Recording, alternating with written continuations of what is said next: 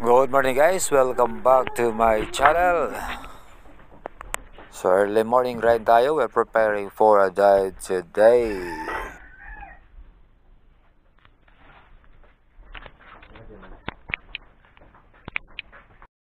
Good morning. So ito, naghahanda na kami para sa aming dive sa araw na to.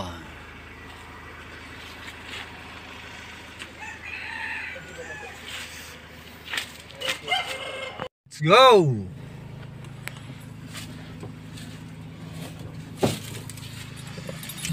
Yan ang driver namin. Ha? Yung cellphone mo, di tinarge mo kanina ta. Alito na. Uway.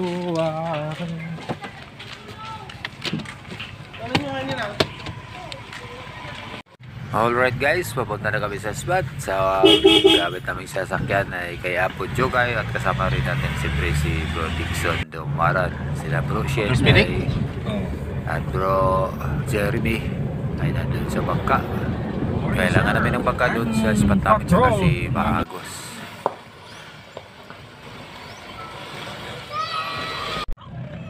So dito na tayo sa spot ng Agno, Pangasinan mga lods. Yan po. Doon kami sa bandang dulo magdadive mamaya.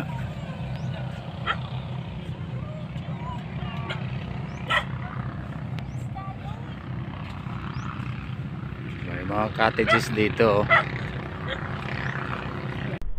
So ito, binababaan na namin ang aming bangka na gagamitin sa araw na to. So let's go! Samahan nyo kami sa aming adventure. Bye naman dyan!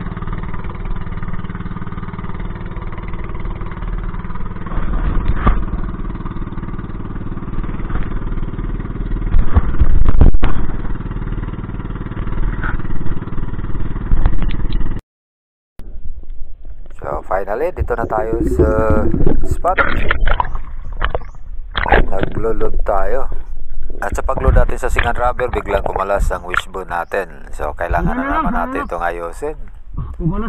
So sa ganitong mga adventure mga lods, so dapat i-check natin ang ating gamit na maayos talaga para iwas abala na rin.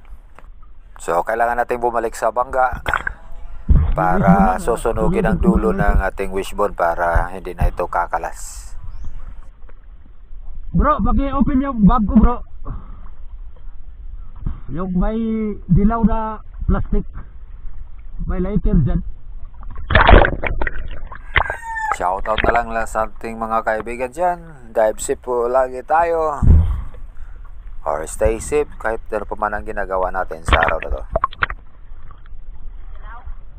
Oh, dilaw na plastic. Oh, may lighter dyan pakikuha. Ay, laban.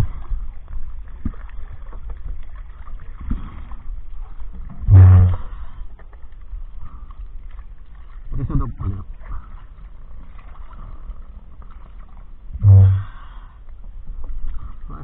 Pwede tayo ito. Sundogin lang dulu. Ayan, tinutulungan tayo ni Bro Shen Dumaran dahil hindi pa naman basa ang kamay niya para sunugin ang dulo ng ating wishbone. Ayan, naghanda na rin si Bro Apo Jokay sa kanyang dive sa araw na to. So, ngayon lang siya nakabalik sa pag-dive dahil medyo busy rin siya sa kanyang mga ginagawa. So, ayan din si Bro Dixon Dumaran. At aming boatman ngayon ay si Bro Jeremy. Yan, tapos na po ang ating pagsunog ng dulo ng ating wishbone. So, pwede na ito ikabit uli. At good to go na po.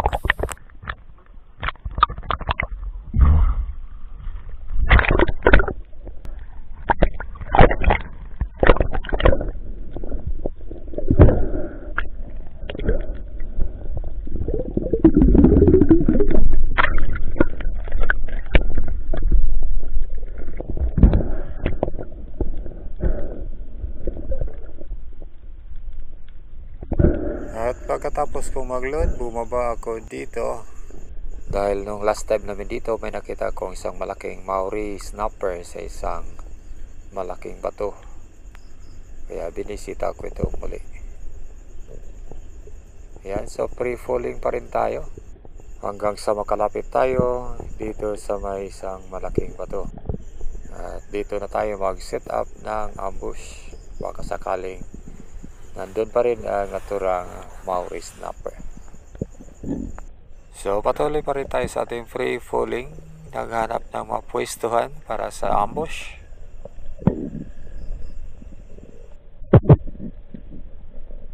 So finally nakahanap rin tayo ng pupwestuhan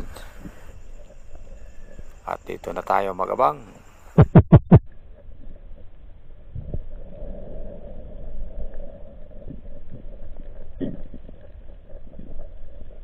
At habang tayo nakadapa, may nakita tayo sa bandang likuran na tatlong malalaking bumphead parrotfish.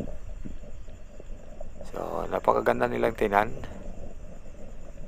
Medyo malayo nga lang ito sa atin. Estimated to be around 5 kilos ang bawat isa. At patuloy rin naman silang lumalayo sa atin. So ayan, dahil wala tayong nakitang iba pang malalaking isda, umangat na lang tayo.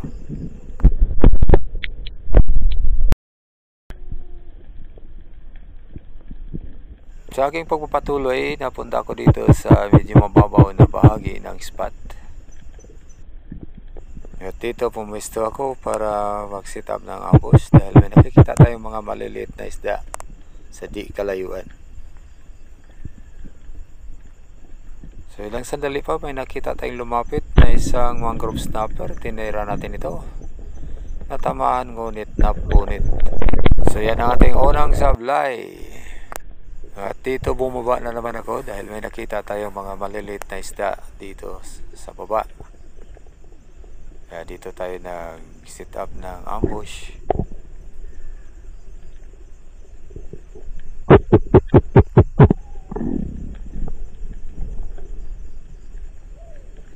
At sa di kalayuan may nakikita tayong medyo malalaking isda. So dito napapansin kong dumadami na ang mga maliliit na isda sa paligid.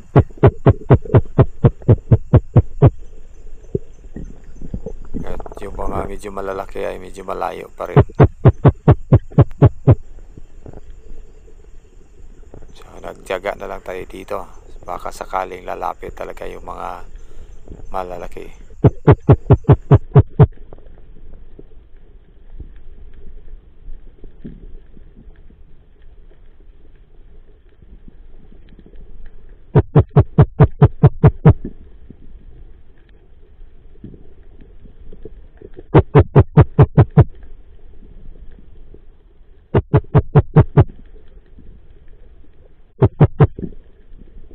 So ayan, may lumapit na pong isang midnight snapper. At nakakuha tayo ng magandang range. Ayan po, magandang tama natin dyan mga lods. Spine shot po.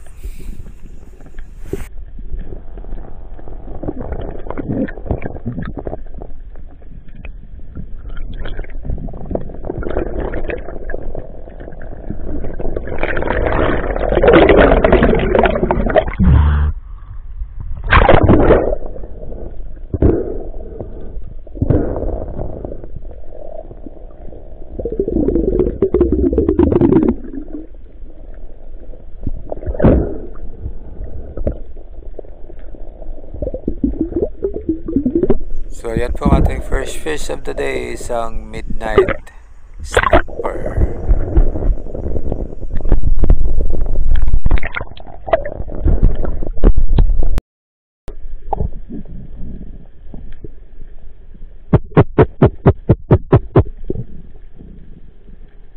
Umabante lang ako ng konti at dito naman tayo nag-set up ng ambush.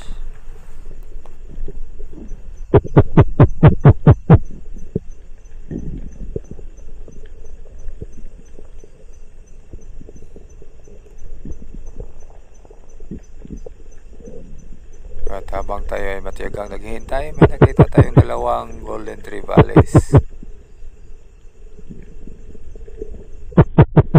Medyo malikot ang mga ito.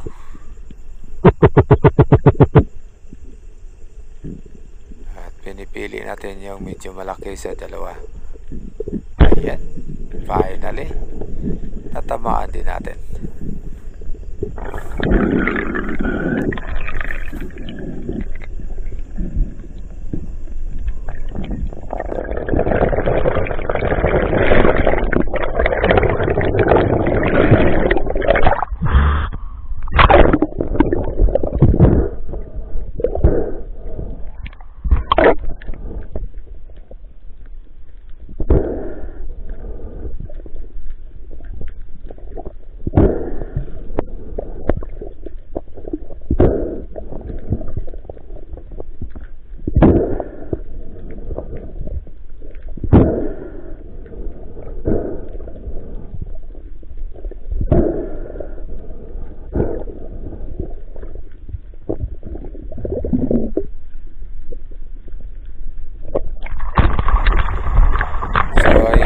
Nahawakan na rin natin ang ating second fish of the day, isang Golden Trevally.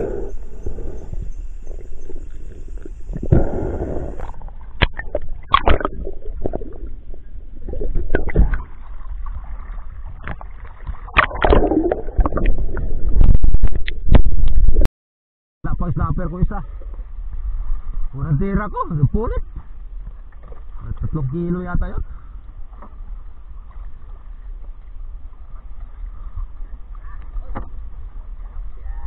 Let's go!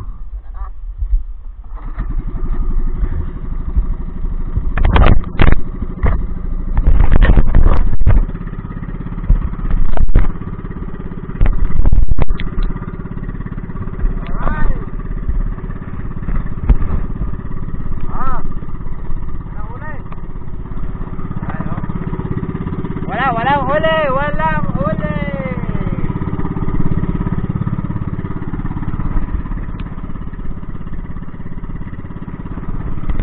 Medyo nakarami ng huli ang aking mga kasamahan. Yan, nakahuli din kami mga lod. Yan mga tirador ng ilok. Oh.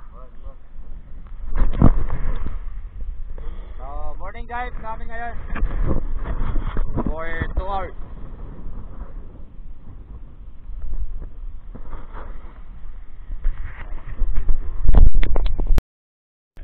Yan lang ang huli ko mga lods. Bumasok yung babae, kuminsan damat. Isang talakitok, Golden Trevally at Midnight Snapper. May nakawala, sayang.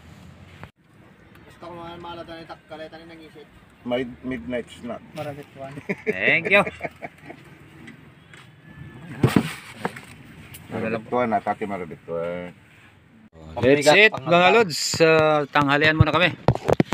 Yan, kinilaw namin ang huli kong Golden Trevally. Siya po, busy. Yan. Love the life you live. Yan, let's it. So after ng lunch namin, nagpahinga kami ng sandali at dito, bumalik na naman kami.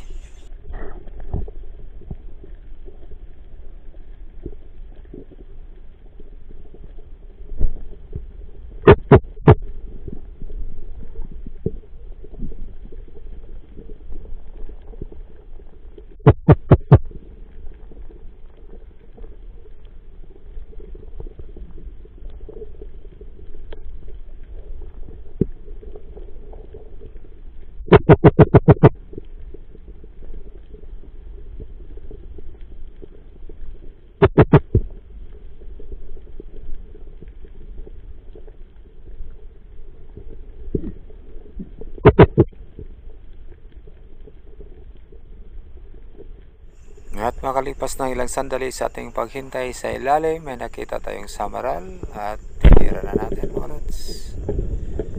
Ayan, maganda naman ang tama.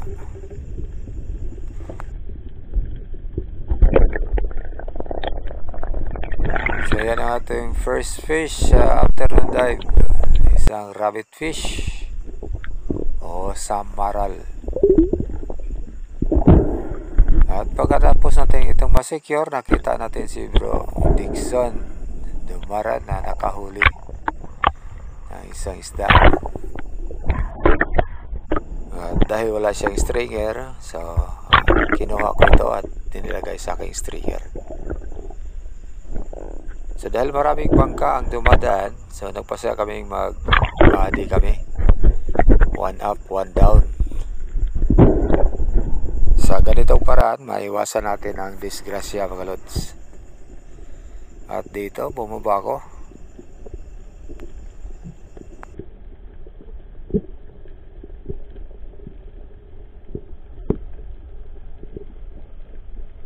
So dito, target natin ang mga malalaking black drummers or ilak.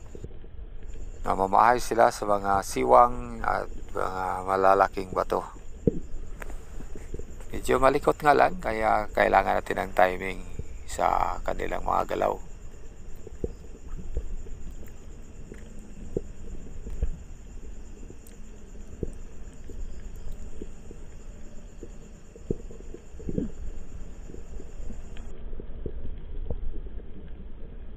Yan, may patience paid off dahil finally nakapitas din tayo ng isa.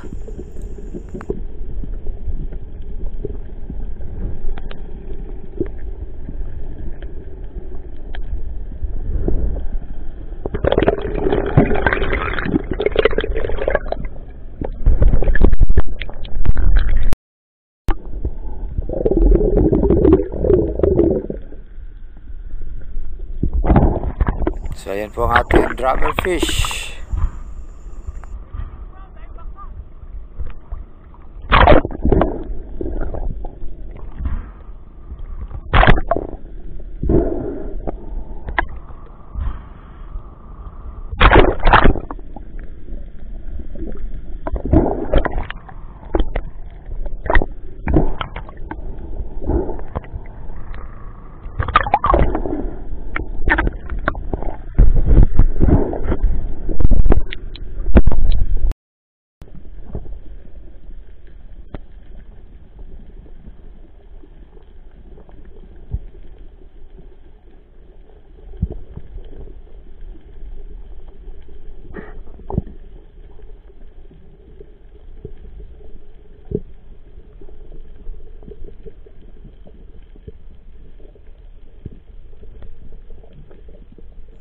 Dito nag-ambush na naman ako. Ganun pa rin ang ating target, mga black drummers.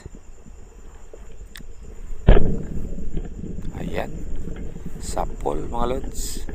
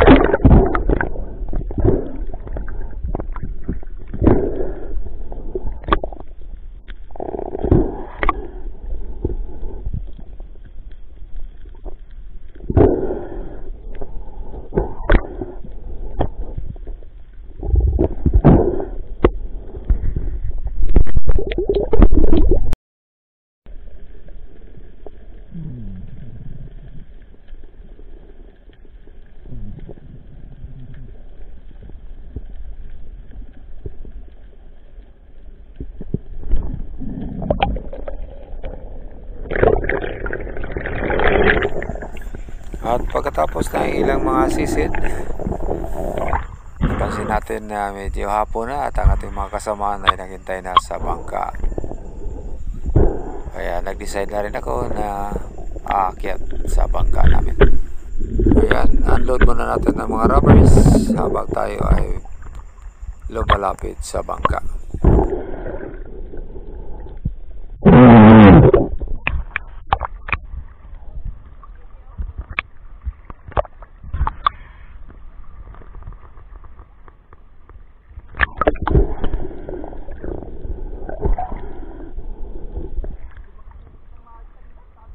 Ayan, kompleto na po ang aking mga kasamahan sa bangka. Ako na lang ang hindi pa nakaakyat.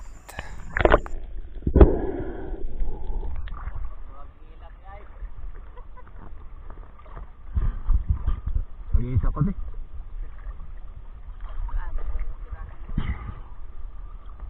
Hindi ako makatawa. Ayos. Dalawa lang ilak ako eh. Sama ako eh.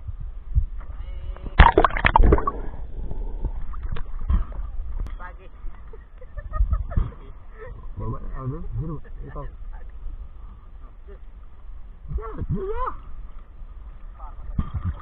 Hayaan mo nang matinig ka.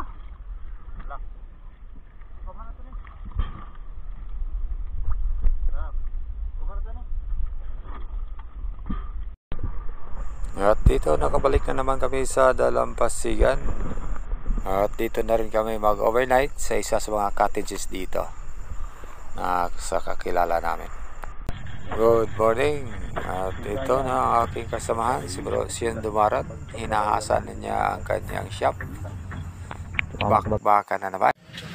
So yan mga lods, luto na po ang aming nilagang nukos. Sinabaw na nukos pala to. Para makapag-dive na kami mamaya. Ha? Chat ko siya ngayon. Oo. Good morning. Ayan po si Bro Dixon. Ayan si Bro Dixon. Gamit niya ang roller gun ni Bro Apo. Medyo kalma naman ang aming spot sa umagang ito. At yan, may mga naliligo sa tabing dagat.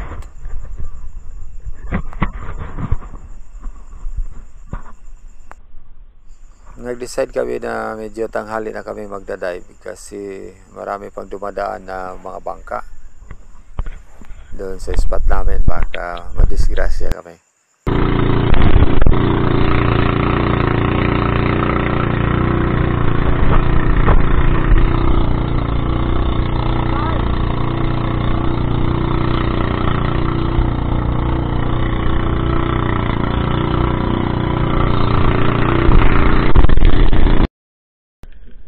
As usual, warm up muna tayo. So, siyempre, tinitangnan pa rin natin ang paligid. Baka mayroong mga malalaking dadaan.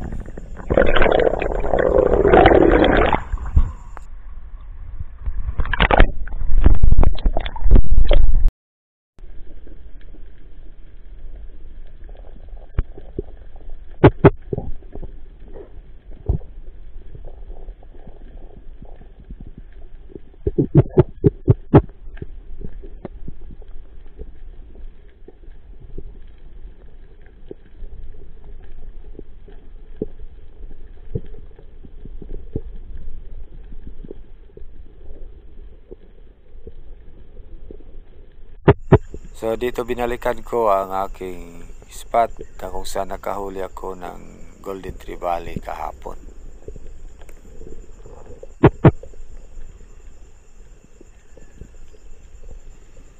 At biglang may lumapit sa atin na isang malaking snapper.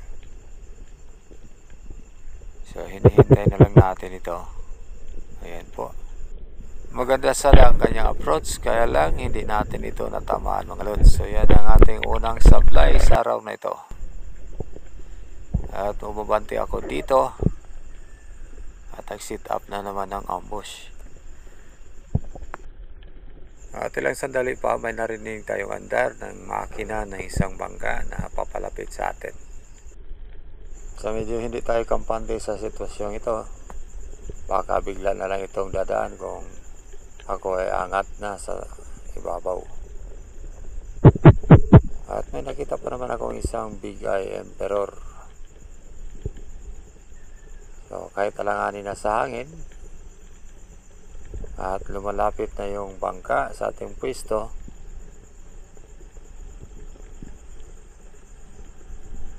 naghintay pa rin tayo sa baba.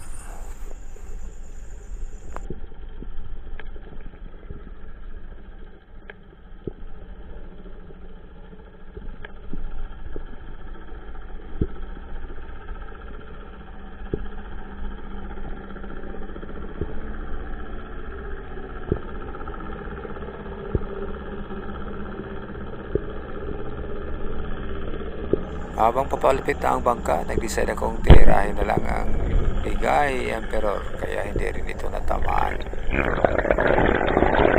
So, dalawa Nakapag-supply na tayo sa dive na to.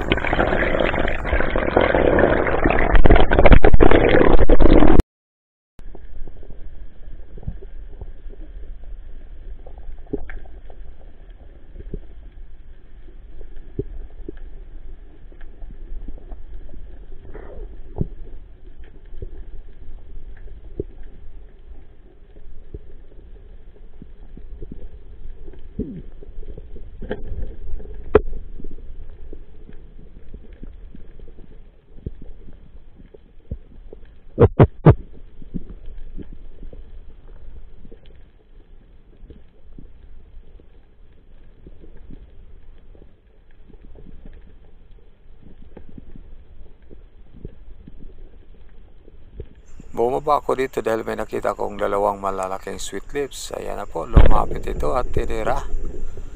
Natamaan naman, kaya lang nakawala pa rin.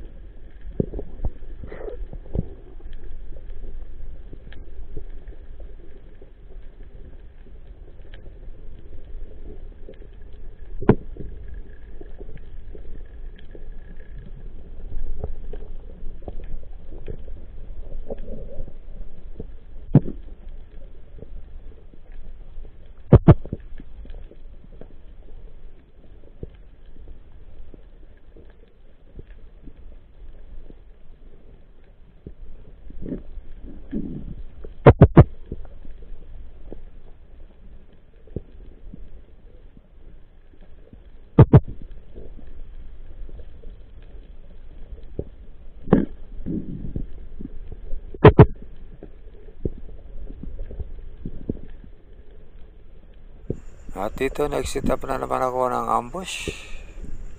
May mga malalaking ilak sa paligid.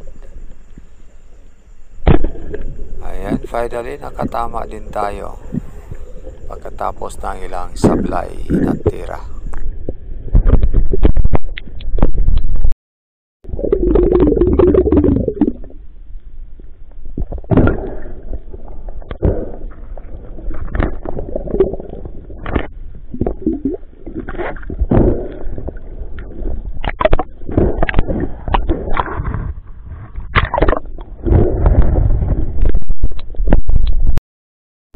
Habang sumisisid kami kanina, may lumapit na 3 lalaki nakasakay sa bangka at nag-request na magpatulong dahil may na lambat silang mga ladyfish na marami. Ngunit pagdating namin, nakakawala pa na mga ito at konti na lang natira. Buntis pa. Di na saman? Di na sugatan? Sugatan.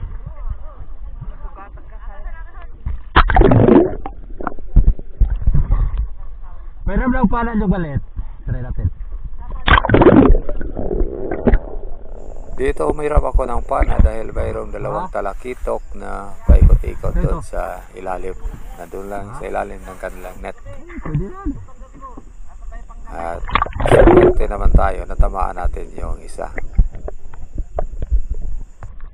Pero di ko na-on ang video kaya hindi natin maipakita kung paano natin nahuli yung isang maliit na talakitok.